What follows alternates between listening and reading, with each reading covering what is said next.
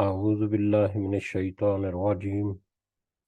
بسم الله الرحمن الرحيم. رب اشرح لي صدري ويسر لي أمري واحلل عقدة من لساني يفقه قولي. رب يسر ولا تعسر وتمم بالخير. اللهم لا سهل إلا ما جعلته سهلا وأنت تجعل الحزن إذا شئت سهلا. اللهم انفعنا بما علمتنا وعلمنا ما ينفعنا وزدنا علما. آمین یا رب العالمین. آج ہم انشاءاللہ اللہ کے خاص فضل و کرم سے، اس کی خاص رحمت اور توفیق سے، ہم سورہ سبا کی آیت نمبر 22 نمبر آیت سے آنورڈ اپنے سبق کو دیکھیں گے اور کچھ آیات کو سمجھنے کی کوشش کریں گے. سب سے پہلے ہم اسی کی حمد، اسی کا شکر اور اسی کی تعریف کرتے ہیں جس نے ہمیں اس قابل بنایا، جس نے ہمیں یہ وقت اور یہ مہلت عطا فرمائی، جس نے ہمیں یہ وسائل اور بے شمار نعمتیں اور انعامات اور رزق عطا فرمائے، اور خاص کر جس نے ہمارے دلوں میں یہ ڈالا کہ ہم اس بابرکت کلام کو سمجھنے کی کوشش کریں. اس دعا کے ساتھ کہ اللہ تعالی ہمیں اس کوشش میں استقامت نصیب فرمائے، اس کوشش کو قبول و منظور فرمائے.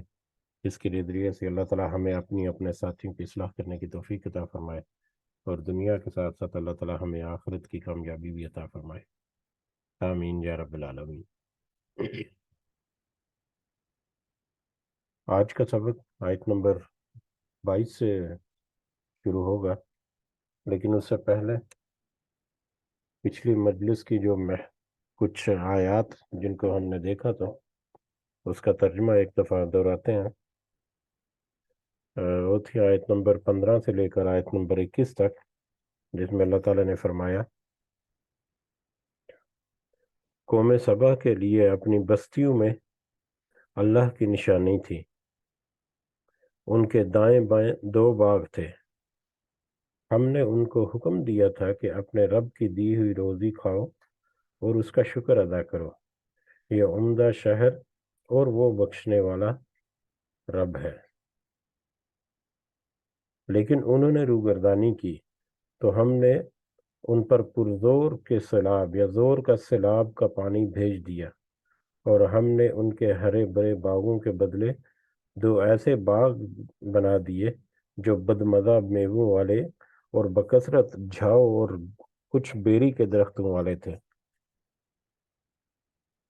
ہم نے ان کی ناشکری کا یہ بدلہ انہیں دیا. ہم ایسی سخت سزا بڑے بڑے ناشکروں کو ہی دیتے ہیں. اور ہم نے ان کے اور ان بستیوں کے درمیان جن میں ہم نے برکت دے رکھی تھی چند بستیاں اور آباد رکھی تھیں جو برسر راہ ظاہر تھیں، اور ان کے چلنے کی منزلیں مقرر تھیں، اور ان میں راتوں اور دنوں کو بامن و امان چل پھر سکتے تھے، اور ان میں راتوں اور دنوں کو بامن و امان چلتے پھرتے رہو. لیکن انہوں نے پھر کہا کہ اے ہمارے پروردگار، ہمارے سفر دور دراز کر دے. چونکہ خود انہوں نے اپنے ہاتھوں اپنا برا کیا، اس لیے ہم نے انہیں گزشتہ انسانوں کی صورت میں کر دیا اور ان کے ٹکڑے ٹکڑے اڑا دیے. بلا شبہ ہر صبر و شکر کرنے والے کے لیے اس میں بہت سی عبرتیں ہیں. اور شیطان نے ان کے بارے میں اپنا گمان سچ کر دکھایا. یہ لوگ سب کے سب اس کے تابعدار بن گئے، ماں سوائے مومنوں کی ایک جماعت کے. شیطان کا ان پر کوئی زور اور دباؤ نہ تھا، مگر اس لیے کہ ہم ان لوگوں کو جو آخرت پر ایمان رکھتے ہیں ظاہر کر دیں. ان لوگوں میں سے جو اس میں شک میں ہے، اور آپ کا رب ہر چیز پر نگہبان ہے.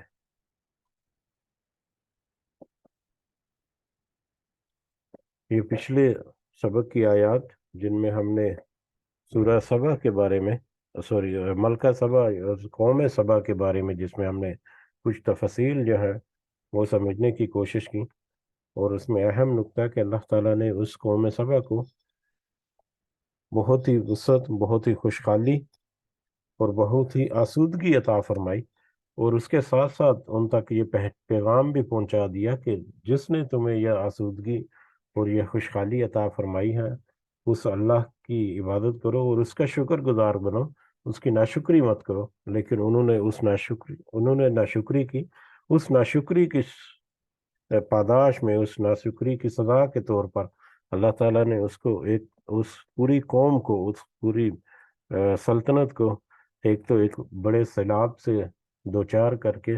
ان کے باغوں کو، کھیتیوں کو، کھلیانوں کو نیست و نابود کر دیا، اور پھر ان میں جو ان میں جو مطلب ان کی جو مالی اور تجارتی جو راستے تھے جو گزر، یا ان کی جو تجارتی اہمیت تھی، وہ جو معاشی ہب تھا، ایک اکانومک ہب تھا، ان کی اس حیثیت کو بھی ختم کر دیا، اس طرح کہ وہ ٹکڑے ٹکڑے ہو گئے، وہ قوم جو ہے وہ بکھر گئی اور مختلف جگہوں پر آباد ہو گئی۔ ان کے اپنی بستی یعنی سبا کے علاقے میں، یمن کے علاقے میں رہنا ان کے لیے ممکن نہ رہا۔ تو یہ سب کچھ ان کی نافرمانی کی اور ناشکری کی وجہ سے ہوا۔ اور اس میں ہمارے لیے جو سبق ملتے ہیں وہ ہم نے تھوڑا سا اشارہ کیا تھا اس کی طرف، کہ بہت سارے ایسے معاملات ہیں جو ہمارے معاشرے میں بھی ہیں، چاہے وہ ہمارے معاشی معاملات میں ہیں، معاشرتی معاملات ہیں، ہمارے رسم و رواج میں، یا ایسے بہت سارے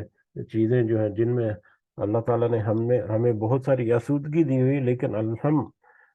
اس میں کچھ نافرمانیاں، کچھ ناشکریاں، کچھ اس طرح کے معاملات جو ہیں وہ ہو جاتے ہیں، تو ہمیں اس کی طرف توجہ دینے کی بہت ضرورت ہے۔ بہر چلتے ہیں ہم آج کے سبق کی طرف، آیت نمبر 22 سے جو شروع ہو رہا ہے۔ اعوذ باللہ من الشیطان الرجیم، قُلِ ادْعُوا الَّذِينَ زَعَمْتُمْ، آپ کہہ دیجئے، اللہ تعالیٰ نبی کریم صلی اللہ علیہ وسلم سے کہہ رہے ہیں کہ آپ ان سے کہہ دیجئے یا ان سے پوچھئے، ادعوا الذین زعمتم من دون اللہ، کہ تم سب پکارو ان سب کو جنہیں تم گمان کر رکھا ہے تم نے اللہ کے سوا، یعنی اللہ کے سوا ان سب کو پکارو جنہیں تم نے گمان کر رکھا ہے۔ کیا گمان کر رکھا ہے؟ کہ وہ اگلی آیات سے ہمیں واضح ہوتا ہے کہ وہ تمہاری مدد کریں گے، اور تو وہ تمہارے پرسان حال ہیں، اور وہ تمہارے لیے مطلب تمہاری دنیا کی زندگی میں تمہارے لیے کچھ خیر و برکت کا باعث ہیں، یا تمہارے لیے کچھ کام کرتے ہیں۔ اب یہاں پر اس آیت میں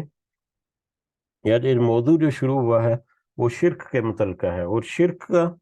اس سے پہلے بھی کافی دفعہ ذکر ہو چکا، لیکن یاد دہانی کے لیے کہ شرک کی بہت ساری صورتیں جو ہیں مختلف وقتوں میں رائج رہی ہیں، یا مختلف وقتوں میں مطلب اس طرح کی گمراہیاں جو ہیں وہ عام رہی ہیں، اور آج کے وقت میں بھی کچھ مختلف شکلیں اور مختلف صورتیں جو ہیں وہ موجود ہیں۔ اس میں اگر دیکھا جائے تو دو بڑے بڑے گروہ یا دو بڑے بڑے نظریات جو ہیں، یا اسکول آف تھاٹ بھی انہیں کہہ سکتے ہیں، وہ ہیں۔ ایک تو یہ ہے کہ کچھ لوگ کچھ ہستیوں کو، کچھ ایسی چیزوں کو وہ یہ سمجھتے کہ وہ اللہ کی طرف سے نائب مقرر ہے، یا اللہ تعالیٰ کی طرف سے ان کو بھی کچھ اتھارٹی دے دی گئی ہے، یا وہ بھی اللہ کے کار جو ہے، اللہ کے جو معاملات ہیں جو پوری کائنات کو چلانے میں، اس میں وہ اللہ کے مددگار ہیں، یا اللہ کے اپوائنٹڈ ہیں، یا وہ شراکت دار ہیں اللہ تعالیٰ کے۔ اور ایسا گمان کرتے ہوئے، ایسا عقیدہ رکھتے ہوئے، یا ایسا سمجھتے ہوئے وہ ان ہستیوں کو یا ان چیزوں کو پکارتے، اور ان سے پھر اپنی توقعات وابستہ کرتے دنیا کے لیے بھی، اور اگر ان کا جو بھی عقیدہ آخرت ہے معدوم سی شکل میں یا گمراہ قسم کا، اس میں پھر آخرت میں بھی پھر اس کا کچھ نہ کچھ امید رکھتے کہ یہ ہستیاں جو ہیں وہ آخرت میں بھی، اس میں ان کی عبادات میں بھی وہ شامل ہوتی ہیں، اور ان کے عقائد میں بھی، جیسے سورج چاند ستاروں کی پوجا کرنا مختلف انداز سے وہ کیوں کرتے ہیں کہ سورج جو ہے وہ اس کی اپنی ایک افادیت ہے، جو اپنا ایک کام ہے جس کی وجہ سے اس کی عبادت کی جاتی ہے، اور چاند ستاروں کی بھی، اور اس کے علاوہ کچھ ہستیوں کو اس کے ساتھ منسوب کر دینا کہ وہ، جیسا کہ یہود و نصارہ جو ہے وہ کچھ یہودی جو ہے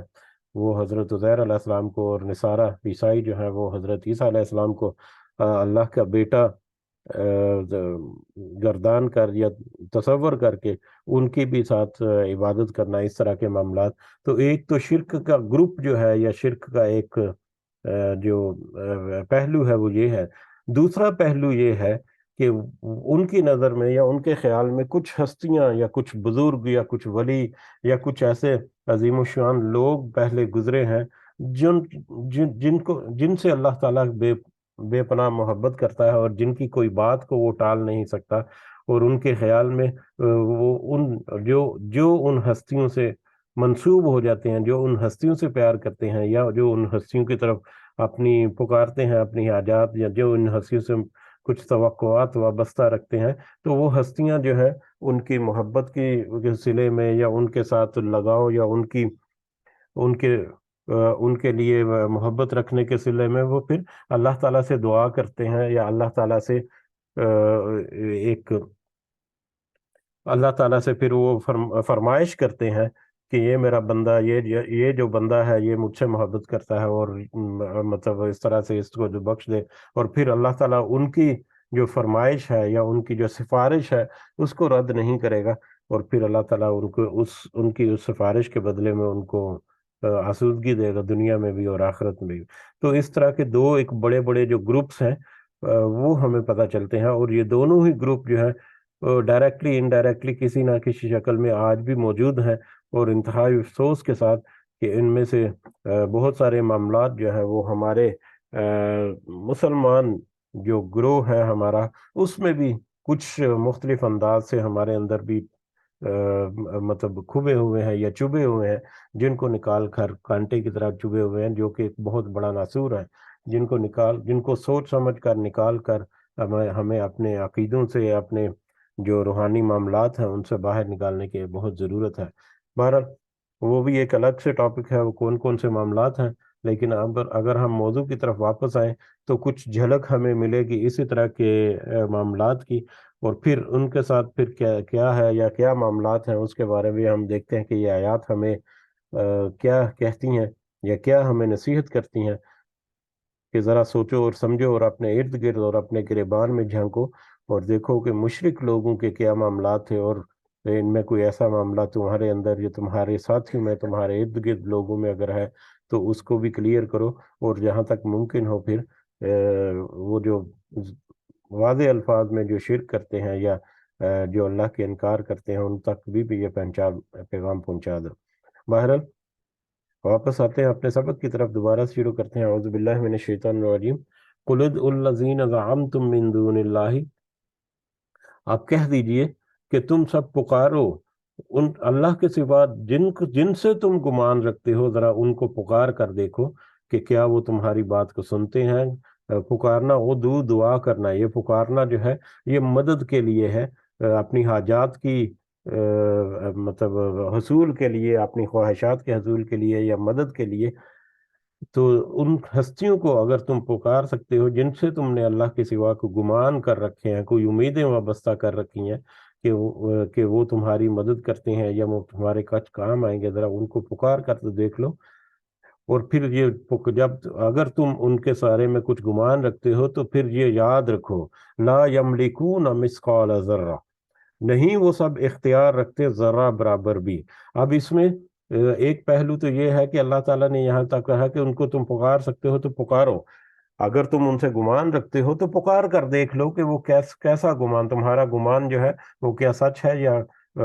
یا بس ایک محض ایک دھوکہ اور ایک گمراہی ہے. اس میں ہم نے اسی سورہ مبارکہ میں دیکھا، اور اس سے پہلے بھی بہت ساری آیات میں، بہت ساری صورتوں میں، کہ اللہ تعالیٰ جب اپنی بڑائی کا، بزرگی کا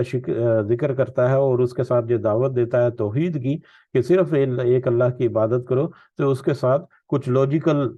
کچھ عقلی دلائل جو ہیں، کچھ لاجیکل دلائل جو ہیں وہ بھی آتے ہیں، اور کچھ ہسٹری کے معاملات بھی اور کچھ مستقبل کے معاملات بھی، کہ یہ تمہارے ارد گرد کیا ہو رہا ہے، یا پوری کائنات میں کیا ہو رہا ہے، یا اس سے پہلے لوگوں نے ایسا کیا، ان کے اوپر غور و فکر کرو، آئندہ آنے والے حالات جو ہیں وہ اس طرح سے ہوں گے، ان کے اوپر غور و فکر کرو۔ یعنی عقلی طور پر، روحانی طور پر، مادی اعتبار سے بہت بہت مختلف طرح سے اللہ تعالیٰ جو ہے وہ نشانیاں ذکر کر کے پھر اس کے اوپر غور و فکر کرنے کا ایک پیغام جو ہے وہ بھی دیتے ہیں، اور پھر اس کے اوپر جب غور و فکر کرے انسان تو پھر اس کا نتیجہ یہ ہوتا ہے کہ اللہ کی توحید جو ہے اس کی طرف مطلب اس کے علاوہ کوئی اور راستہ باقی نہیں بچتا ان کے پاس، لوجیکل جو دلائل کے ساتھ میں۔ تو اسی طرح سے یہاں پر بھی یہ سارے کے سارے معاملات چھپے ہوئے ہیں کہ وہ اللہ تعالیٰ کی جو خصوصیات ہیں، یا اللہ تعالیٰ کی جو قدرت ہے، اس کی جو بڑائی ہے، جو بھی زمینوں اور آسمانوں میں، اس کائنات میں نظر آتی ہے، تمہاری اپنی زندگی میں نظر آتی ہے، ارد گرد نظر آتی ہے، ذرا ان کے اوپر بھی پوری طرح سے متوجہ ہو کر ریسرچ کر کے اس کے اوپر بھی غور و فکر کرو، اور پھر اپنے جو تمہارے جن کے ساتھ تم گمان کرتے ہو کہ اللہ کے سوا تمہارے کوئی مددگار بھی ہوں گے، یا تمہارے کوئی ایسے ہیں جو مدد کرتے ہیں، تمہارے لیے کچھ کام کرتے ہیں، ان کو تم پکار کر دیکھو اگر تم کچھ امید رکھتے ہو ان سے، تو پھر یہ جان لو کہ لا یملکون مثقال ذرہ، کہ نہیں وہ سب اختیار رکھتے ذرہ برابر بھی۔ ذرہ کیا ہے؟ چھوٹی سے چھوٹی، ہلکی سے ہلکی، مختصر سے مختصر، سب سے چھوٹا ذرہ جو ہے کہ وہ فی السماوات ولا فی الارض، آسمانوں میں اور زمین میں، یعنی اس پوری کائنات میں وہ ذرہ برابر بھی کسی چیز کے اوپر اختیار نہیں رکھتے، ان کے اپنا کوئی اختیار نہیں ہے، ذرہ برابر بھی پوری کائنات میں کسی بھی بات کے اوپر، کسی بھی چیز کے اوپر، کسی بھی عمل کے اوپر، کسی بھی معاملے کے اوپر، کہ وہ تمہارے لیے خود سے اپنی طرف سے کوئی چیز بنا کر پیش کر دیں، یا تمہارے لیے کوئی کام کریں، یا تمہارے لیے کسی صورت مطلب تمہارا اس دنیا کی زندگی گزارنے کا کوئی بھی پہلو ان کے بس میں ہو۔ وَمَا لَهُمْ فِيهَا مِنْ شِرْكٍ، اور نہیں ان کا ان دونوں میں کوئی شرکن، کوئی حصہ، وہ ان کی کوئی پارٹنرشپ بھی نہیں ہے، نہیں ہے ان دونوں میں کس میں؟ یعنی زمینوں، آسمانوں اور زمین میں، یعنی اس کائنات میں ان کا کوئی حصہ بھی نہیں ہے اللہ کے برابر، یعنی اللہ کے کوئی حصے دار بھی نہیں ہے، کہ کوئی اس پوری کائنات میں جو نظام چل رہا ہے اس نظام میں سے کچھ حصہ جو ہے وہ ان کے ذریعے ہو رہا ہے، یا جس کے لیے وہ ذمہ دار ہیں۔ جیسے بارشیں برسانے جو ہے ایک الگ سے خدا ہے، بارشیں برسانے والا، جو کہ بارشیں برسانے کے اوپر قدرت رکھتا ہے، یا دن اور رات کے آنے جانے میں، یا مختلف معاملات میں، تو اللہ کے علاوہ نہ تو کوئی اختیار رکھتا ہے کسی چیز کے اوپر، کسی کے پاس کوئی اتھارٹی ہے کہ وہ اللہ سے بات کر کے اس سے کوئی مطلب کام کرا سکے، اور نہ ہی کوئی پارٹنر ہے، نہ ہی کوئی شرک یعنی شریک ہے اللہ کے ساتھ کہ وہ کسی معاملے کو انجام دے رہا ہو۔ وَمَا لَهُ مِنْهُمْ مِنْ ظَهِيرٍ، اور نہیں ہے اس کے لیے یعنی اللہ کے لیے، اور نہیں ہے اللہ کے لیے منہم، ان میں سے، ان ہستیوں کو جن کو تم پکارتے ہو کہ اللہ کے سوا، ان میں سے اللہ کے لیے کوئی نہیں ہے من ظہیر، کوئی مدد کرنے والا بھی نہیں، نہ تو کوئی کسی قسم کا کوئی اختیار رکھتا ہے، نہ تو اس میں کوئی شریک ہے، پارٹنر ہے، کوئی حصہ دار ہے، اور نہ ہی کوئی اللہ کی مدد کر سکتا ہے۔ اللہ تو اکیلا ہے جو اس پوری کائنات کو قائم و دائم رکھے ہوئے ہے، پوری اس کائنات کو اس کے بنانے کے بعد، اس کے چلانے کے بعد، اس کی پوری زندگی کا انتظام جو ہے وہ کیے ہوئے، صرف وہ اکیلا اللہ ہے، اس کے علاوہ اس کا کوئی مددگار نہیں، اور نہ ہی کوئی حصے دار ہے۔ تو یہ تو ایک وہ اس شرک کے جو پہلو ہم نے دو پڑھے، ان میں سے ایک پہلو یہاں پر ہمیں جو جھلک نظر آتی ہے، جس میں وہ اللہ کے ساتھ شریک ٹھہرا کر، یا اللہ کے ساتھ کچھ ہستیوں کو یا کچھ چیزوں کو منسوب کر کے کہ وہ اللہ کے وہ کچھ کام کرتے ہیں یا کچھ کام کریں گے، اور اللہ سے وہ بعد میں یا اس دنیا میں بھی ان کے مددگار ہے۔ اب دوسرا حصہ جو ہے ولا تنفع الشفاعت، اور ان سارے معبودوں کے علاوہ یا ان ساری ہستیوں کے علاوہ بھی اگر ولا تنفع الشفاعت، اور کوئی اور ہستی ایسی بھی نہیں ہے جو نفع دے گی، الشفاعت، شفاعت، عندہ، اس کے پاس کوئی ایسی ہستی بھی نہیں ہے کہ جس کی سفارش اس کے پاس یعنی اللہ کے پاس کسی کو بھی نفع دے گی الا لمن اذن اللہ، مگر اس کو جس وہ اجازت دے گا اس کو، مگر جس کو وہ اجازت دے گا اس کو، یعنی کوئی ہستی ایسی نہیں ہے کہ اس کی سفارش اسے کسی کو کچھ نفع دے سکے گی۔ ہاں، اس کی سفارش جس کو اللہ تعالیٰ، یا اس کی سفارش یا اس کے لیے سفارش جس کی اللہ تعالیٰ اجازت دے گا۔ اب سفارش کے بارے میں ہم نے پہلے بھی ایک دو دفعہ ذکر کر چکے کہ سفارش در حقیقت جو ڈیسیجن میکر ہے، یا جو اعلیٰ جو شخصیت ہے، یا اعلیٰ جو اتھارٹی ہے، اس کے فیصلے کے اوپر یا اس کے ڈیسیجن کے اوپر یا اس کے اوپینین کے اوپر اثر انداز ہونے کی ایک کوشش ہوتی ہے۔ سفارش جو ہے وہ ایک اعلیٰ افسر یا اعلیٰ اختیار رکھنے والا جو ہے کوئی اتھارٹی جو ہے اس کے ڈیسیجن کے اوپر یا اس کی ذہن کے اوپر اثر انداز ہونے کی کوشش ہوتی ہے۔ جیسے کہ کسی جاب وغیرہ کے لیے کوئی بندہ ہے، اس نے اپنے کسی بھائی کی یا اپنے کسی دوست کی یا جاننے والے کی سفارش کی کر دی اپنے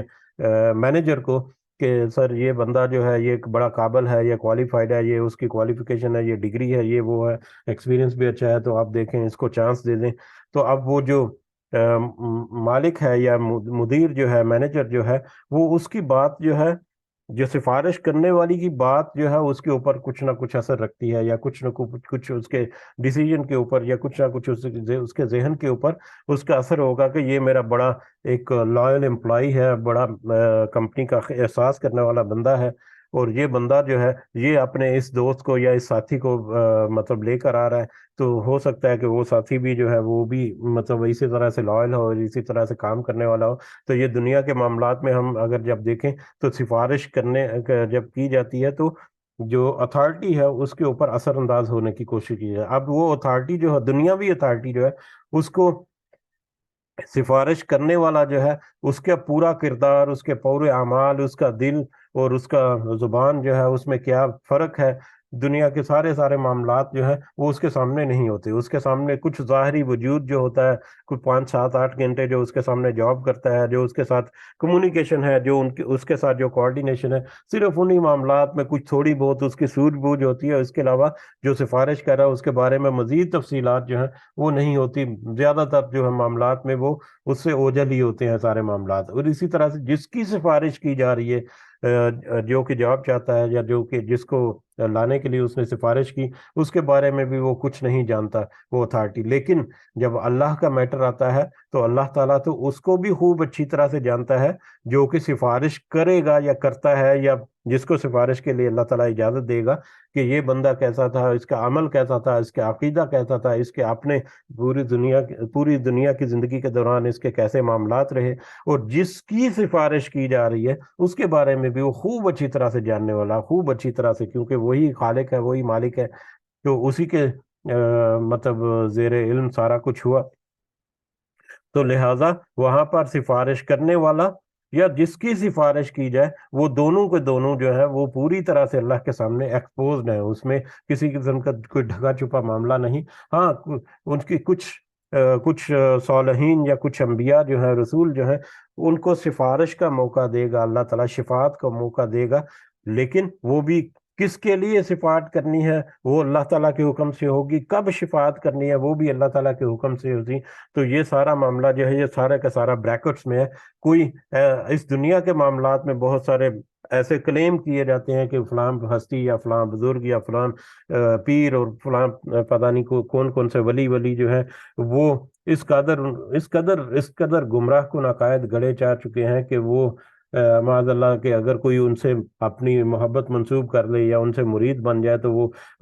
ان کا معاملہ جو ہے اللہ کے ساتھ ایسا ہے کہ وہ اپنے مرید کی یا اپنے محبت کرنے والے کو تو اللہ سے بخشوا ہی لیں گے۔ تو دنیا کی زندگی میں کوئی کسی کے بارے میں یہ بہت سوچنا یا منسوب کرنا کہ وہ اللہ کے حضور کوئی سفارش کریں گے جس سے کنفرمڈ ہے کہ اس کا مرید جو ہے یا اس کا چاہنے والا جو ہے وہ مطلب اس کی بچت ہو جائے گی، یا اللہ تعالیٰ اس کو اس ولی کے کہنے کے اوپر چھوڑ دیں گے، تو یہ یہاں پر وہم و گمان ہے۔ یہاں تک کہ نبی کریم صلی اللہ علیہ وسلم جو ہے وہ بھی کہتے ہیں کہ یہ دنیا کی زندگی میں جو تم مجھ سے فائدہ حاصل کرنا چاہتے ہو کر لو، آخرت کی زندگی میں کوئی گارنٹی نہیں دیتا کہ تمہارے ساتھ کیا معاملہ ہوگا۔ گو کہ اللہ تعالیٰ نے پورا ایک غیب میں سے بتا دیا کہ وہ شفاعت کریں گے، اور کن کی شفاعت کریں گے، وہ بھی آخرت میں شفاعت تو ہے وہ صرف ان کی کریں گے جن کے وہ حقدار ہوں گے، یعنی مومن اور مومنات یا اہل ایمان جو ہے، جو شرک سے پاک ہو کر جائیں گے، اور کسی وجہ سے اگر وہ جہنم کے کسی معاملے میں ان کو عذاب ہوگا، تو پھر وہ نبی کریم صلی اللہ علیہ وسلم کی شفاعت سے پھر وہاں سے وہ مطلب نکالا جائے گا ان کو، لیکن وہ بھی جب اللہ تعالیٰ اجازت دیں گے اور جس کے لیے اللہ تعالیٰ اجازت دیں گے۔ تو یہ سارے معاملات جو ہیں وہ بڑے حساس بھی ہیں، ان کے اوپر بہت ساری بحث کرنا جو ہے وہ بھی ایک تھوڑا سا ایک بہت ہی احتیاط کا پہلو رکھنا پڑتا ہے اس میں۔ بہرحال تو اب آیت کے اس حصے میں گو کہ یہ مشرقین کی طرف اشارہ ہے، لیکن مشرقین کا بھی ایک طبقہ جو ہے وہ اس طرح کے شرک یا اس طرح کے معاملات میں بھی ہے کہ کچھ جو ہے ان کو پکاریں گے یا ان کے ساتھ محبت رکھیں گے کہ کل کو ہماری سفارش کریں گے، تو وہ سفارش بھی کوئی نہیں کر سکے گا، سفارش بھی صرف اس کی جا وہ کر سکے گا جس کو اللہ تعالیٰ اجازت دے گا، اور اس کی ہو سکے گی جس کے لیے اللہ تعالیٰ مطلب اجازت دے گا۔ تو نہیں نفع دے گی کسی کی سفارش اس کے پاس، یا کسی کے لیے سفارش اس کے پاس، مگر اس کے لیے یا اس کو جس کو اللہ تعالیٰ اجازت دے گا۔ حتی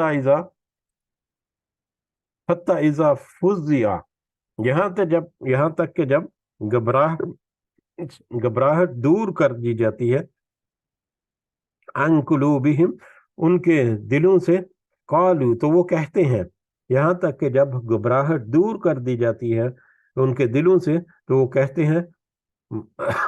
ماذا قال ربکم، کیا فرمایا تمہارے رب نے۔ جب ان کے دلوں سے گھبراہٹ دور کر دی جاتی ہے تو وہ کہتے ہیں کہ تمہارے رب نے کیا فرمایا۔ قالوا الحق، تو وہ سب کہتے ہیں کہ اللہ نے حق فرمایا۔ وَهُوَ الْعَلِيُّ الْكَبِيرُ، اور وہی ہے بہت بلند اور بہت بڑا، وہ اللہ جو ہے جس نے حق فرمایا وہ بہت ہی بلند اور بہت ہی بڑا ہے۔ اب یہاں پر یہ جو ہے آیت کا یہ جو حصہ ہے کہ جب ان کے دل میں، جب کہ ان کے دلوں سے گھبراہٹ دور کر دی جاتی ہے تو وہ کہتے ہیں کہ کیا رب نے کیا فرمایا، تو وہ کہتے ہیں کہ حق فرمایا یا سچ فرمایا۔ اس کے بارے میں مختلف قسم کی تفاسیر ملتی ہیں، دو طرح کی تفسیر یا دو طرح کی اس کی ایکسپلینیشن ملتی ہے۔ ایک ایکسپلینیشن تو یہ ہے جیسا کہ یہاں پر ترجمے میں کیا گیا کہ قالوا، وہ فرشتے کہتے ہیں، تو فرشتے کہتے ہیں کہ اللہ نے کیا فرمایا یا رب نے کیا فرمایا۔ تو یہ فرشتے جب اللہ تعالیٰ، ایک پہلو یہ ہے کہ جب اللہ تعالیٰ کوئی حکم دیتا ہے یا کوئی حکم صادر فرماتا ہے، تو وہ اس کی جو قوت ہے یا اللہ تعالیٰ کی جو کبریائی ہے یا اس کے حکم کا ایک ایسا اثر ہوتا ہے جس سے وہ فرشتے جو ہیں وہ آپ کو پتا ہے کہ مختلف درجات میں، کچھ عرش میں ہیں، اوپر ہیں، کچھ نیچے ہیں، کچھ جو ہیں وہ مطلب اللہ کے عرش کو اٹھائے ہوئے ہیں۔ بہرحال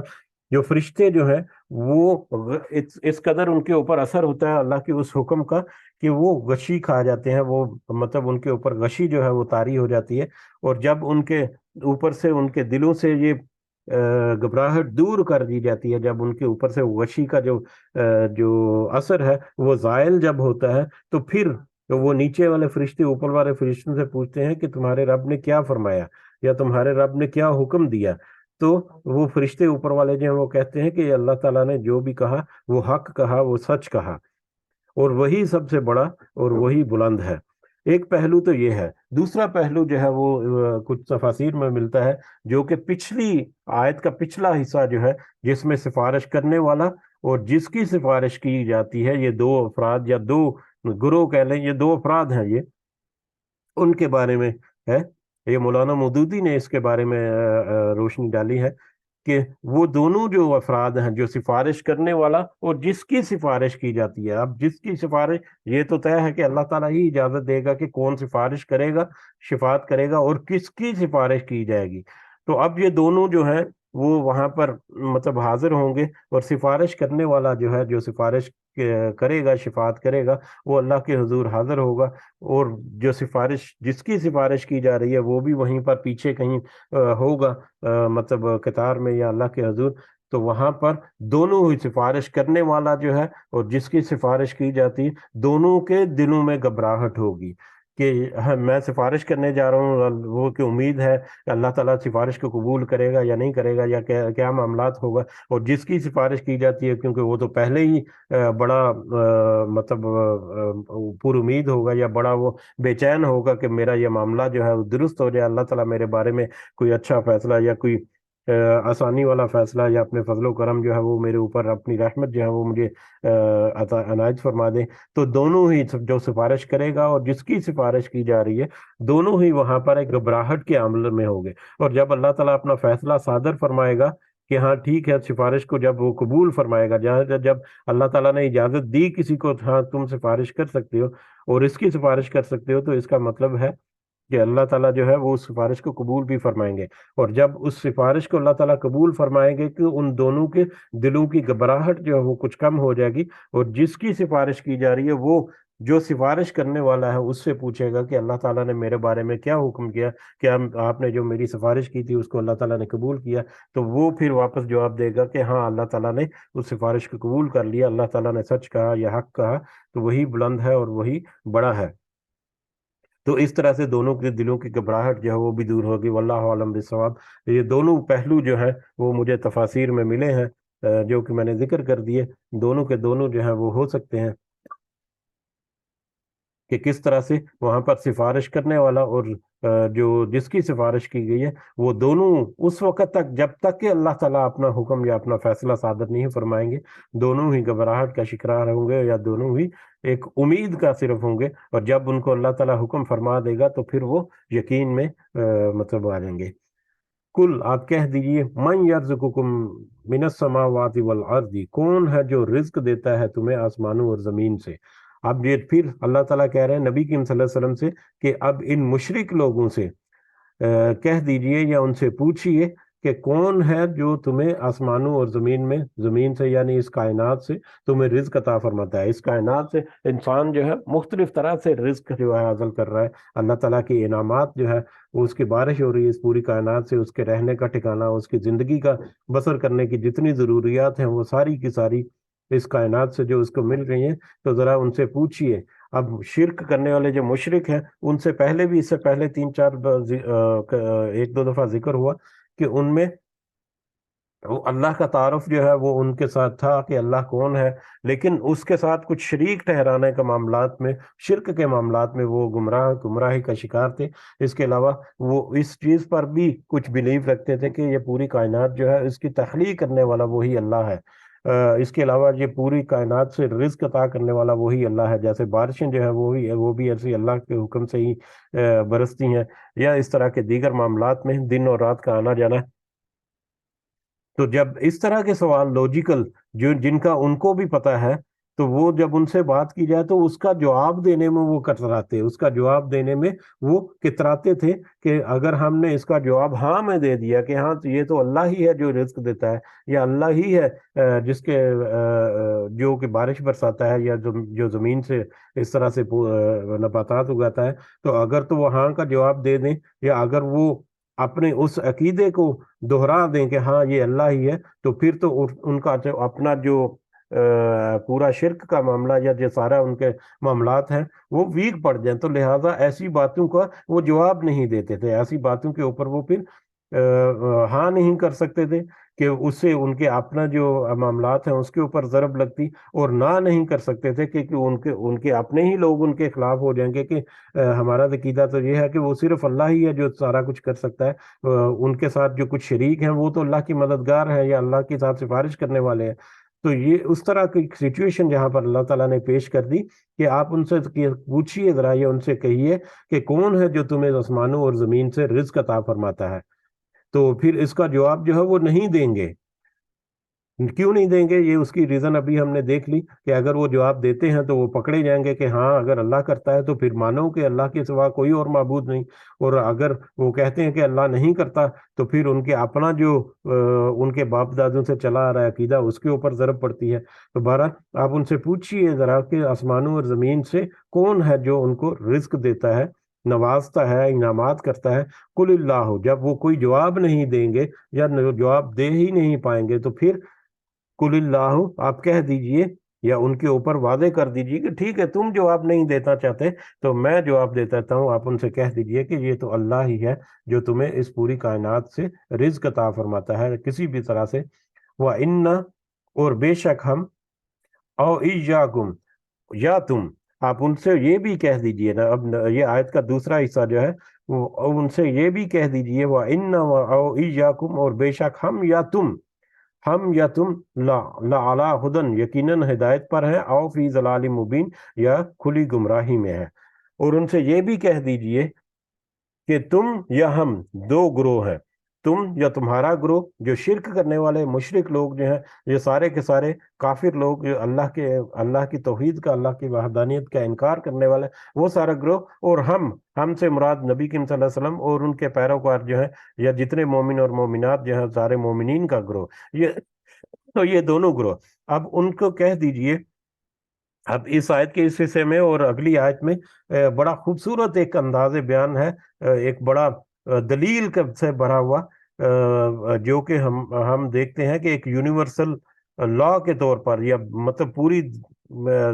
جتنے انسان ہیں سب کے لیے ایک ٹول جو ہے کس طرح سے اپنی بات جو ہے وہ منوانی ہے یا کس طرح سے اپنی بات جو ہے وہ پیش کرنی ہے کہ اگلا جو ہے وہ سوچنے پر مجبور ہو جائے کہ ہاں یہ بات سوچنے والی ہے, اس کو رد کی نہیں کیا جا سکتا. تو اس میں ایک پہلو یہ ہمارے سامنے آ رہا ہے کہ ان سے کہہ دیجئے رسول صلی اللہ علیہ وسلم ان سے کہہ دیجئے. ایک تو پہلا حصے سے تعلق ہے کہ آسمانوں اور زمینوں سے رزق جو ہے وہ تمہیں صرف اللہ ہی عطا فرماتا ہے. اور دوسرا ان سے کہہ دیجئے کہ جو تمہارا گروہ جو مشرکین ہے یا کافرین کا گروہ جو ہے یا ہمارا جو گروہ ہے جو کہ اللہ کو ایک ماننے والے ہیں اور صرف اسی کی عبادت کرنے والے اور صرف اسی کو پکارنے والے, یہ دو گروہ جو ہیں تم یا ہم یا تو تم یا تو ہم لعلی ہدن یقیناً ہدایت پر ہے او فی ضلال مبین یا گمراہی پر ہے. اب یہ دونوں گروہ میں سے ایک گروہ تو ایسا ہے جو کہ ہدایت پر ہے اور ایک گروہ جو ہے وہ گمراہی میں ہے. ٹھیک ہے, اب ہم نے اپنا سارا موقف جو ہے وہ پیش کر دیا کہ اللہ ایک ہے. اللہ تعالیٰ کے حکم سے اللہ تعالیٰ کی آیات جو ہے وہ پیش کر دی, نبی کریم صلی اللہ علیہ وسلم کے قول جو ہے وہ سارا سامنے آ گیا. اب یہ ایک گروہ تو بن گیا جو کہ اللہ کو ایک مانتا ہے اور اسی اللہ کی عبادت کرتا ہے اور اسی سے ساری حاجات جو ہے وہ وابستہ کرتا ہے. اور ایک دوسرا گروہ جو ہے وہ تم ہو جو کہ اس میں ڈنڈی مارتے ہو. تو اب دو ہی صورتیں ہیں, یا تو تم ہدایت پر ہو یا تو ہم ہدایت پر ہیں, یا تو تم گمراہی پہ ہو یا تو ہم گمراہی میں ہیں. تو یہ نہیں ہو سکتا کہ بیک وقت ایک ہی وقت میں کوئی بندہ یا کوئی گروہ جو ہے وہ حق پر بھی ہو ہدایت پر بھی ہو اور اسی وقت وہ گمراہی میں بھی ہو. تو اب یہ فیصلہ جو ہے یہ کیسے ہوگا کہ تم اور ہم, وہ فیصلہ ہوگا عقلی دلیل سے. ہم نے اپنے سارے عقلی دلائل جو ہیں وہ تمہارے سامنے رکھ دیے, تمہارے سارے معاملات جو ہیں جن میں تم پڑے ہوئے ان کے سارے جوابات بھی تمہارے سامنے رکھ دیے. اب تم غور و فکر کرو کہ حق پر کون ہے. ہمارے نزدیک تو حق پر وہی ہے جو کہ اللہ کو ایک جانتے ہوئے صرف اسی کی عبادت کرنے والا ہے. اب تم بھی اس پر غور و فکر کرو کہ حق پر کون ہے اور گمراہی میں کون ہے. تو اب یہ دو گروہ جو ہیں ان میں ایک حق پر ہے ایک گمراہ ہے. اب جیسا کہ پہلے بھی ذکر ہو چکا کہ چور کا تاڑی میں تنکا, کہ اگر کوئی اپنے گریبان میں جھانکے تو اسے ضرور نظر آ جاتا ہے کہ وہ حق پر ہے یا گمراہی میں ہے. تو یہ ذرا اپنے گریبان میں جھانک کر دیکھ لو کہ تمہارا کیا سٹیٹس ہے. یہاں پر یہ بات واضح ہوتی ہے ڈائریکٹلی, ان جو چھپے ہوئے میسیجز اس میں پورے ہیں کہ اللہ تعالیٰ نے جو حکم دیا جو اس کے ساتھ ہے وہ تو حق پر ہے. اب تم بھی اپنے گریبان میں جھانک لو کہ کیا تم بھی حق پر ہو یا تم بھی گمراہی میں کسی میں پڑے ہوئے. کل آپ کہہ دیجئے. اب جب تمہارے سامنے اللہ تعالیٰ نے سارے دلائل بھی رکھ دیے, اللہ تعالیٰ کی طرف سے آیات کی شکل میں سارے دلائل تمہارے سامنے آ گئے جن کو تم مانتے بھی ہو لیکن ان کا اظہار نہیں کرتے, ان کو ظاہر نہیں کرتے. تو اب یہ تم جان رکھو کہ یا تو تم حق پر ہو یا تو ہم حق پر ہے. کل آپ کہہ دیجئے لا تسألون کہ آپ کہہ دیجئے نہیں تم سب پوچھے جاؤ گے اما اجرمنا اس کے بارے میں جو ہم نے جرم کیا. اگر تمہارا یہ خیال ہے کہ ہم یہ جو اللہ کی توحید بیان کرتے ہیں یہ مومن جو ہے یا نبی کی صلی اللہ علیہ وسلم اور یہ ان کا گروہ جو ہے ہم تو یہ توحید بیان کرتے ہیں, اگر تمہارا خیال ہے کہ ہم تمہارے باپ دادوں کی جو رسم و رواج چل رہے ہیں، جو عقائد چل رہے ہیں، ان سے انحراف ہو کر کچھ قسم کا جرم کا ارتکاب کر رہے ہیں، تو تم یہ بھی جان لو کہ آپ ان کے اوپر یہ بھی واضح کر دیجئے کہ لا تسألون عما اجرمنا، کہ تم سے نہیں پوچھا جائے گا اس کے بارے میں جو ہم نے جرم کیا۔ اگر تمہاری نظر میں ہم مجرم ہیں تو ہمارے اس جرم کا تم سے حساب کتاب نہیں لیا جائے گا۔ اور پھر اس کے ساتھ ساتھ یہ بھی یاد رکھو یا یہ بھی جان رکھو، ولا نسأل، اور نہ ہی ہم سے پوچھا جائے گا یا ہم پوچھے جائیں گے اما تعملون، اس کے بارے میں جو تم عمل کرتے ہو۔ اب ہمارا عمل جو ہے ہم وعدے کر چکے، تمہارا عمل جو ہے وہ تو بھی تمہارے سامنے واضح ہے، تمہارے دلائل جو ہے وہ بھی تمہارے سامنے واضح ہے، جن کو تم جھٹلاتے ہو یا جن کے اوپر تم اپنے دل میں کچھ باتیں جو ہے وہ ان کو صحیح سمجھتے ہو لیکن اس کا اظہار نہیں کرتے۔ تو اب یہ یاد رکھو یا یہ جان رکھو کہ ایک وقت آئے گا، کون سا وقت آئے گا وہ بھی آگے ہے، کہ اگر تمہاری نظر میں ہم مجرم ہیں تو یہ جان رکھو کہ ہمارے جرم کا تمہارے اوپر کوئی وزن نہیں ہوگا، تمہارے اوپر کوئی بوجھ نہیں ہوگا، ہمارے جرم کا تو ہم سے ہی پوچھا جائے گا، لیکن ایٹ دی سیم ٹائم جو ہمیں تمہارے جرم کے بارے میں بھی نہیں پوچھا جائے گا، یعنی تمہارا عمل تمہارے ساتھ، ہمارا عمل ہمارے ساتھ۔ اب تم جو کرو گے اس کا خمیازہ تمہیں بھگتنا پڑے گا، ہمیں نہیں۔ اور ہم اگر کر رہے ہیں، اگر ہم اچھا کام کریں گے تو اس کا اچھا انجام، اور اگر خدا نہ خواستہ ہم برا کوئی کام کر رہے ہیں تو اس کا انجام بھی برا، وہ اسی کو بھگتنا پڑے گا، کسی دوسرے کو بھگتنا نہیں پڑے گا۔ تو آپ ان سے کہہ دیجئے کہ تم سے ہمارے جرم کے بارے میں نہیں پوچھا جائے گا، اور ہم سے تمہارے جو عمل ہے ان کے بارے میں کوئی بازگشت نہیں ہوگی۔ کل، آپ کہہ دیجئے، اب یہ بڑا ہی ایک اہم اصول ہے، جب کوئی دلائل نہ ہو یا جب اگلا جو ہے وہ اررسپونسو ہو جائے، کسی قسم کا کوئی دلیل نہ ہو، کسی قسم کا جواب نہ دے، یا بس ضد پہ اڑ جائے، تو اس کو کنکلوڈ کرنے کے لیے اس طرح کی سٹیٹمنٹ جو بڑی ہیں۔ تو ٹھیک ہے، ہم نے تو اپنا اوپینین رکھ دیا، اب تمہارا اوپینین جو ہے وہ بھی واضح ہے، یا تم چھپاتے ہو، ہم نے سارا کچھ ظاہر کر دیا۔ اب الٹیمیٹلی تو پھر فیصلہ اللہ ہی نے کرنا ہے، اور پھر جب اللہ فیصلہ کرے گا تو تم کیا کر رہے ہو، تمہیں اس کا جواب دینا ہوگا، ہم کیا کریں، ہمیں اس کا جواب دینا ہوگا۔ تمہارے کسی بات کا ہم جو ہے وہ جواب دے نہیں، اور ہماری کسی بات کا تم جواب دے نہیں۔ کل، آپ کہہ دیجئے، یجمع بیننا، وہ جمع کرے گا ہمارے درمیان، یا ہم سب کو جمع کرے گا۔ یہ کب ہوگا؟ کہ جب تمہارے عمل جو تمہارے ساتھ، اس کا معاملہ ہو جائے گا، اور ہمارے عمل کا ہمارے ساتھ معاملہ ہو جائے گا۔ یہ ہوگا جب آپ ان سے کہہ دیجئے کہ وہ وقت بھی آئے گا جب وہ جمع کرے گا، یعنی اللہ تعالیٰ جمع کرے گا ہم سب کو یا ہمارے درمیان، ربنا، ہمارا رب، ثم یفتح بیننا بالحق، پھر وہ فیصلہ کر دے گا ہمارے درمیان حق کے ساتھ۔ جب قیامت کے دن جب سارا کچھ واضح ہوگا، سارا کچھ کھلا ہوگا، اور وہاں پر کسی کو مطلب اس طرح کی نہیں ہوگی اس کے ذہن میں کچھ بھی کہ وہ کوئی انکار کر سکے اپنے کسی بھی عمل کا، یا کسی بھی یا اللہ کے بارے میں کوئی شک کر سکے، یا اللہ کے بارے میں کوئی گمراہ کا عقائد، وہ سارا کچھ جو ہے اس کے سامنے جب واضح ہو چکا ہوگا، تو پھر تو کسی کے پاس کوئی عذر نہیں ہوگا اور کسی کے پاس کوئی دلیل نہیں ہوگی۔ تو پھر اس وقت جو ہے اللہ تعالیٰ حق کے ساتھ فیصلہ کر دے گا، یا اللہ تعالیٰ جو فیصلہ کرے گا وہ سب کے سامنے ظاہر ہوگا کہ یہی حق ہے اور یہی سچ ہے۔ اور وہ الفتاح العلیم، اور وہ خوب فیصلہ کرنے والا اور سب کچھ جاننے والا ہے۔ دنیا میں جو کچھ کر رہا ہے کوئی، اللہ تعالیٰ خوب اچھی طرح سے جاننے والا ہے، اور اپنے اس جاننے کے باعث، اپنے اس علم کے ساتھ پھر اللہ تعالیٰ آخرت میں خوب اچھی طرح سے، خوب بہترین انصاف کے ساتھ اللہ تعالیٰ فیصلہ فرمائے گا۔ کل، آپ ان سے کہہ دیجئے، ارونی، دکھاؤ ذرا مجھے۔ آپ ان سے دوبارہ سے پھر نبی کریم صلی اللہ علیہ وسلم سے کہا جا رہا ہے کہ آپ دکھاؤ ذرا، ارونی الذین الحقتم بہ شرکاء، جنہیں تم نے ملا دیا ہے اس کے ساتھ، یعنی اللہ کے ساتھ شریک۔ اب ان سے دوبارہ کہا جا رہا ہے کہ تم ذرا واضح کرو، اپنی پوزیشن تو واضح کرو کہ جن کو تم اللہ کے ساتھ شریک ٹھہراتے ہو وہ کون ہے، کیا ہے، ان کی کیا حیثیت ہے، کیا معاملات ہیں۔ جب اللہ تعالیٰ کہہ رہا ہے کہ میں ہی اکیلا ہوں، صرف اللہ تعالیٰ ہی ہر چیز کے اوپر قادر ہے، تو ذرا کچھ عقلی دلائل سے، کچھ سائنٹیفک دلائل سے، کچھ اس طرح سے بات چیت کے کوئی گواہی تو دو، کوئی دلائل تو دو، کوئی ثبوت تو دو کہ وہ تمہاری ہستیاں جن کو تم شریک ٹھہراتے ہو جو ہے وہ کچھ کر سکتی ہیں، جو کچھ عقیدے تم نے ان کے بارے میں گڑے ہوئے ہیں وہ واقعی حقیقت ہے کہ نہیں، ان کے بارے میں کوئی دلائل دو۔ پھر آپ ان سے کہہ دیجئے کہ کیا ان کو ذرا دکھا دو، واضح کر دو، دلائل دو ان کے بارے میں، ان کے حکم کی حقیقت جو ہے وہ دلائل کے ساتھ پیش کرو جن کو تم اللہ کے ساتھ شریک ٹھہراتے ہو۔ اور یقیناً اس کا جواب بھی ان کے پاس نفی میں ہوگا، یا ان کا جواب بھی ان کے پاس اس طرح سے عقلی دلائل نہیں ہے۔ یہ تو ہم یاد اگر کریں تو نبی کریم صلی اللہ علیہ وسلم نے ان کے سارے دلائل کے جواب دیے، جس طرح سے حضرت ابراہیم علیہ السلام کا مکالمہ ان کی قوم کے ساتھ ہوا، ان کی بت پرست قوم جو تھی، یہ ایک بہت ہی لمبا دلچسپ مکالمہ تھا۔ وہ کبھی اس موضوع پہ آئیں گے تو دوبارہ سے اس کے اوپر یاد دہانی کے لیے ذکر کریں گے۔ تو جب وہ مکالمے کے دوران جب ان کے پاس جب انہوں نے مطلب ان بت پرستوں نے، یعنی حضرت ابراہیم علیہ السلام کے جو لوگ تھے، قوم تھی، انہوں نے ان کی حضرت ابراہیم علیہ السلام کے ایک بات کا جواب دیا، پھر اس کے بارے میں حضرت ابراہیم نے دوبارہ سے کاؤنٹر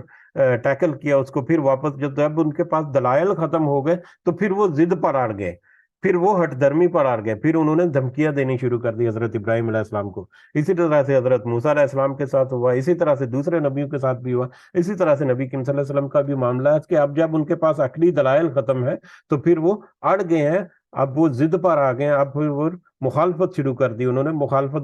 برائے مخالفت، بغیر کسی لاجیکل انڈرسٹینڈنگ دلائل کے۔ تو پھر اب وہ ان کے پاس تو کوئی دلائل نہیں ہے، کلا ہرگز نہیں ہے۔ یہ کلا جو ہے یہ دونوں ہے، ایک تو یہ ہے اس کا براہ راست جو تعلق ہے وہ تو یہی ہے کہ یہ جو تم نے گمان کر رکھا ہے کہ اللہ کے ساتھ کوئی شریک ہے، تو یہ ایسا ہرگز نہیں ہے، ایسا ہرگز نہیں ہے، اللہ کے ساتھ کوئی شریک نہیں ہے۔ یہ اس کا جواب بھی اللہ تعالیٰ نے ساتھ ہی بتا دیا کہ اللہ کا کوئی شریک نہیں ہے جیسا تم گمان کرتے ہو اللہ کے ساتھ، بل هو اللہ العزیز الحکیم، بلکہ وہی اللہ خوب غالب ہے، نہایت حکمت والا ہے۔ یہ اللہ تعالیٰ جو ہے بے نیاز ہے، وہ کسی کا محتاج نہیں، سارے کے سارے اس کے محتاج ہیں، وہ ہر چیز کے اوپر غالب ہے، اور حکمت کے ساتھ یہ پوری کائنات کو چلائے ہوئے ہے، اور حکمت کے ساتھ ہی فیصلہ کرنے والا ہے، اور حکمت کے ساتھ ہی سارے معاملات کو انجام دے گا۔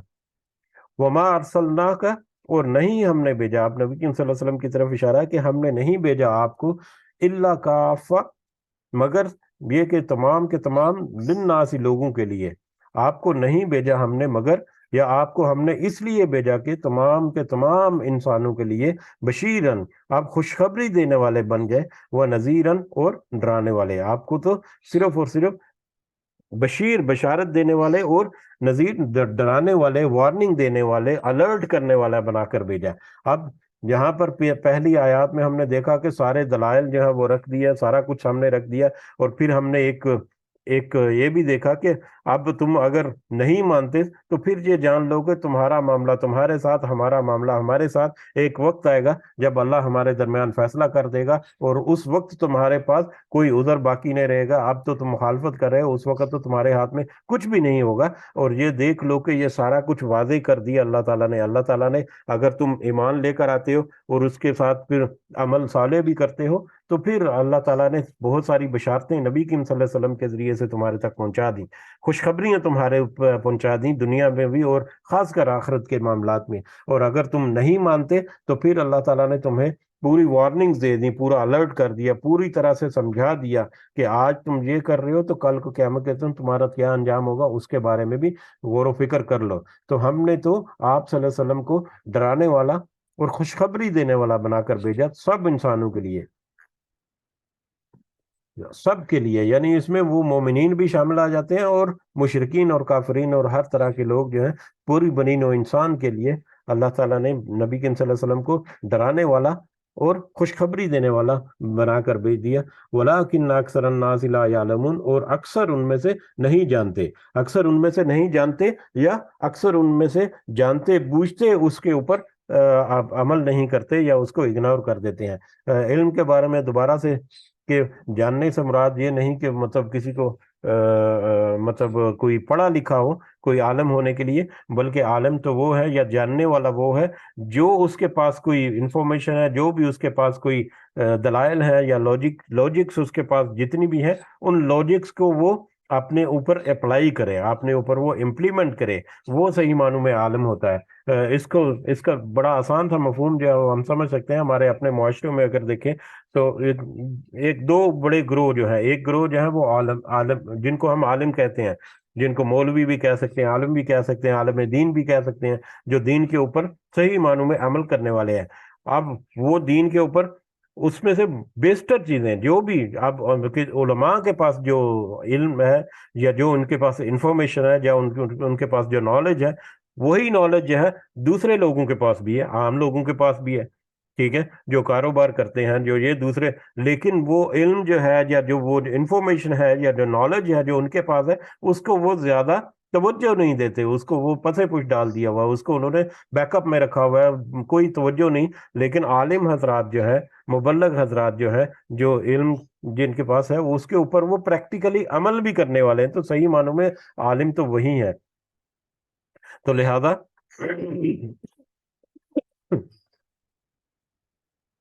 لہذا کچھ اکثر جو لوگ ہیں وہ جانتے بوجھتے ہوئے اس علم کو چھپا جاتے ہیں، یا اس کو ظاہر نہیں کرتے، یا اس کے اوپر عمل نہیں کرتے، اس جاننے والے ان باتوں کو جن کے بارے میں ان کو پتا ہے اس کے مطابق وہ عمل نہیں کرتے، اس کے مطابق وہ اپنی اصلاح نہیں کرتے۔ وَيَقُولُونَ مَتَىٰ هَٰذَا الْوَعْدُ، اور وہ سب کہتے ہیں، اور اب وہ ایک تو علم نہیں رکھتے، عمل نہیں کرتے، مانتے نہیں، الٹا پھر وہ ضد میں آ گیا۔ اب جو ضد کی ایک جو مطلب یہاں پر ہمیں پہلو نظر آئے گا ان کی ضد کا، کہ سارے لوجیکل انڈرسٹینڈنگ، سارے دلائل، سارا کچھ جو ہے وہ سامنے رکھ دیا، اس کے باوجود وہ بس اپنی ضد پر اڑے ہوئے ہیں، اور ضد کیا ہے؟ انکار بلا انکار، اور بس سوال بائی سوال۔ سوال بھی اس لیے کرنا ہے کہ بس کسی طرح سے کوئی ویک پوائنٹ پتا چل جائے، کسی طرح سے کوئی انکار آ جائے، کسی طرح سے مطلب یہ کوئی ایسی بات جو ہے وہ سامنے آ جائے جس کی بیس پر وہ مطلب روڑے اٹکائیں، یا جس کی بیس پر وہ مطلب دوسروں کو بھی اور گمراہ کریں۔ تو وہ کیا کہتے ہیں؟ وہ یقولون متى هذا الوعد، وہ سب کہتے ہیں کہ کب ہوگا پورا وہ وعدہ، ان کن تم صادقین، اگر تم سچے ہو، اگر تم سچے ہو تو ہمیں ذرا بتاؤ کہ یہ وعدہ جس کے بارے میں تم بار بار ہمیں ڈراتے ہو کہ قیامت آئے گی اور یہ ساری دنیا فنا ہو جائے گی اور پھر حساب کتاب ہوگا اور اللہ تعالیٰ جو ہے وہ پھر انصاف کے ساتھ فیصلہ کریں گے، تو کب آئے گا وہ وقت؟ وہ ساعہ جو ہے، ہم نے ساعہ کے میٹر میں ہم نے دیکھ لیا کہ ان کا یہ بھی تھا کہ وہ کوئی وقت نہیں آنے والا، کوئی ایسی بات نہیں ہے، قیامت کے بارے میں وہ جھٹلاتے تھے، انکار کرتے تھے، یا اس کو ماننے کے لیے تیار نہیں تھے۔ تو وہ کہتے ہیں کہ کب وہ وقت آئے گا، یا کب وہ وعدہ پورا ہوگا، یا قیامت کا وعدہ جو اللہ تعالیٰ بار بار کہہ رہے ہیں کب وہ پورا ہوگا؟ ہم تو ہزاروں سالوں سے دیکھ رہے ہیں، ہمارے آباء و اجداد جو ہیں وہ اپنی زندگیاں گزار چکے، ہماری بھی عمریں گزری جا رہی ہیں، لیکن ہم تو کوئی ایسا میٹر نہیں دیکھتے کہ کوئی ایسا وقت بھی آنے والا نظر آئے۔ کل، آپ ان سے کہہ دیجئے، لکم، تمہارے لیے مقرر ہے، میعاد، ایک وعدہ، یا تمہارے لیے وہ میعاد مقرر ہے، یوم، اس دن کی، یا ایک ایسے دن کی، لا تستاخرون عنہ، نہ تم پیچھے رہ سکو گے اس سے، ساعہ، ایک گھڑی بھی یا ایک لمحہ بھی، ولا تستقدمون، اور نہ ہی اس سے تم ایک لمحہ آگے بڑھ سکو گے۔ ان سے کہہ دیجئے یا ان کے اوپر واضح کر دیجئے کہ یہ جو بار بار تم پوچھ رہے ہو کہ کب وہ قیامت کی گھڑی آئے گی اور یا کب وہ وقت آئے گا، تو یہ جان رکھو، اس سے پہلے بھی ذکر ہوا کہ وہ تو صرف اللہ ہی جانتا ہے، ہو سکتا ہے کہ وہ بہت قریب ہو۔ اور اب اسی کا ایک دوسرا پہلو کہ یہ جان رکھو، ان سے کہہ دیجئے کہ یہ یقین رکھ لو، یا یہ اس وقت نوٹ کر کے رکھ لو اپنے پاس کہ وہ وعدے کا دن ہے وہ مقرر ہے، اور اسی مقررہ وقت کے اوپر آئے گا، یا اسی مقررہ دن کے اوپر، یا اسی مقررہ ٹائم کے اوپر وہ جو وعدہ جو ہے وہ پورا ہوگا۔ وہ جو میعاد مقرر ہے اللہ تعالیٰ کی، وہ میعاد جو ہے وہ وہی رہے گی، اس میں نہ تم پیچھے رہ سکو گے ایک گھڑی بھی، اور نہ ہی تم اس کے آگے بڑھ سکو گے، یعنی اس کو جب وہ وقت آئے گا تو اسی طے شدہ وقت کے اوپر اللہ تعالیٰ اس وعدے کو پورا کریں گے، نہ ہی اس سے پہلے ہوگا نہ ہی اس سے بعد ہوگا۔ تو یہ وقت مقرر جو ہے اس کے بارے میں بھی تم زیادہ غور و فکر مت کرو، یا اس کے بارے میں بھی تم زیادہ بس یہ مت کرو کہ کب آئے گا اور کیوں آئے گا اور کیسے آئے گا۔ یہ یاد رکھ لو کہ وہ وقت آئے گا، اور کیسے آئے گا یہ سارا کچھ بتا دی اللہ تعالیٰ نے کہ وہ کیسا ہوگا، قیامت کی گھڑی کیسی ہوگی، اس کے بعد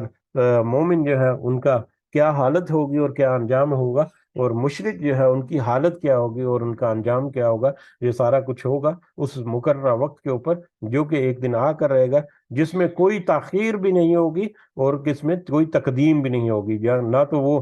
لیٹ ہوگا اور نہ ہی اس سے وہ جلدی آئے گا۔ الحمدللہ یہاں پر ہم رکتے ہیں، انشاءاللہ کل اگلے سبق کی طرف بھی جوڑیں گے۔ تو آج کے دن میں جو مکالمہ ہوا، اور اس میں پھر نبی کریم صلی اللہ علیہ وسلم کے ذریعے سے بہت واضح کر کے بتا دیا گیا مشرکین کو، جو اللہ کی نسبت جو کچھ گمان رکھتے ہیں کچھ دوسری ہستیوں کے بارے میں، کہ ان کے اوپر واضح کر دیجئے کہ ایک وقت آئے گا جب یہ قیامت کی گھڑی ہوگی، اور جب سے فاصلہ اور فیصلے سارے ہوں گے، اور اس میں آج کی دنیا میں جو کوئی کر رہا ہے تو وہاں پر سب نے اپنا اپنا حساب دینا ہوگا۔ تو اس میں یہ ہمارے اوپر بھی یہ آتا ہے کہ ہماری ذمہ داری کیا ہے کہ ہم دوسروں کو بتا دیں اچھے طریقے سے، لاجیکل انڈرسٹینڈنگ کے ساتھ، بھلے طریقے سے۔ اب وہ اگلا مانتا ہے یا نہیں مانتا اس کے اوپر چھوڑ دیں، اور اس کے اوپر یہ واضح ہے کہ یہ ایک وقت آئے گا کہ جب سارے فیصلے ہوں گے، جو جو جرم مجرم ہوگا اس کو اپنا ہی حساب دینا پڑے گا، اور جو کوئی اچھے عمل کرنے والا گا وہ اپنا ہی بدلہ حاصل کرے گا اللہ تعالیٰ سے۔ اس دعا کے ساتھ کہ اللہ تعالیٰ ہمیں ان باتوں کی صحیح سمجھ کے ساتھ ساتھ ان کے مطابق ہمیں اپنی اصلاح کر کے ایک سیدھے راستے پر چلنے کی اللہ تعالیٰ ہمیں ہمت توفیق اور طاقت عطا فرمائے۔ اور اللہ تعالیٰ ہمیں یہ ہمت طاقت دے کہ ہم اس دنیا سے جب ہماری آنکھ بند ہو اور ہماری رخصت ہو، تو اس قدر ہمارے پاس جمع ہو کہ کم از کم اتنا ضرور ہمارے نامہ اعمال میں ہو جو کافی ہو اس بات کے لیے کہ ہم پہلے ہی بیچ میں جنت کے مستحق ٹھہرائیں۔ آمین یا رب العالمین، وما علینا الا البلاغ المبین۔ جی اگر کوئی اضافہ کرنا چاہ رہے ہیں تو کر سکتے ہیں، جزاکم اللہ خیرا کثیرا۔